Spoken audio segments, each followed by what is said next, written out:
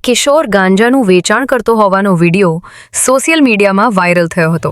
Varachha road Sarthana રોડના પુલો નીચે બ્યુટિફિકેશનને બદલે ડર્ટી ફેશન પુલ નીચે પરિવારો વસવાટ કરે છે, ગંદકી ફેલાવે છે.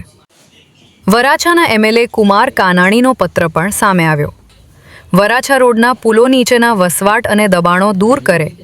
સૂર્યપુર ગરનાળાથી પ્રાણી સંગ્રહાલય, સરથાણા જકાતનાકા સુધીના બ્રિજ નીચે દબાણ, ઓવરબ્રિજ નીચે તેમજ વલ્ભાચર્યા રોડ પરના ડિવાઈડરની વચ્ચે ખૂબ જ ભયંકર મોટા પ્રમાણમાં લોકો રહે છે. ધોરણે કેટલા દિવસમાં ઉકેલ લાવવા માંગો છો? તેનો લેખિતમાં જવાબ આપવા એમએલએની માંગણી છે. ગેરકાયદેસર લોકો વસવાટ કરે છે, ખૂબ મોટા પ્રમાણમાં વસવાટ કરે છે. આ બ્રિજ નીચે અનેક વાહનો, સંખ્યાબંધ વાહનોનું દબાણ પણ હોય છે. જેસીબી, મોટા ટ્રક, ટેમ્પાઓ, ટ્રેક્ટરો, એના કારણે ખૂબ ભયંકર ગંદકી પણ થાય છે. આ બ્રિજ નીચે ગેરકાયદેસર લોકો ફક્ત રહે છે એવું નથી, વસવાટ કરે એવું નથી, પણ એમના ધંધા પણ 2 નંબરના છે.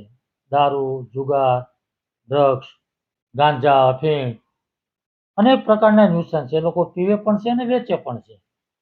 અને અનેકવાર પોલીસે ત્યાં રેડ પાડીને પકડ્યા પણ છે અને મ્યુનિસિપલ કમિશનરને પણ ખબર છે.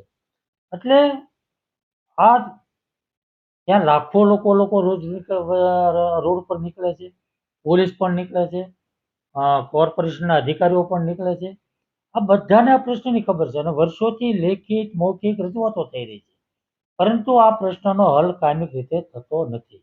ને એટલા માટે મેં પત્ર લખ્યો છે કે ફ્લાયઓવર બ્રિજ નીચે અને વલ્ભાચાર્ય રોડ, જ્યાં ચાલવા માટેનો ટ્રેક બનાવ્યો છે, ત્યાં પણ આ પરિસ્થિતિ છે, ત્યાં પણ લોકો રહે છે, ત્યાં પણ ગેરકાયદેસર ધંધાઓ ચાલે.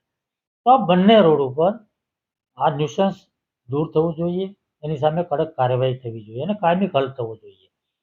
અને એટલા માટે મેં મ્યુનિસિપલ કમિશનર અને પોલીસ કમિશનરને બંનેને પત્ર લખ્યો છે કે બંને સંકલન કરી સંયુક્ત રીતે આ કાર્યવાહી કરી અને કાયમી ધોરણે આ પ્રશ્ન હલ કરવા માગો છે કે કેમ, અને કેટલા દિવસમાં હલ કરવા માગો છો એનો લેખિત જવાબ મેં માંગ્યો છે. એટલા માટે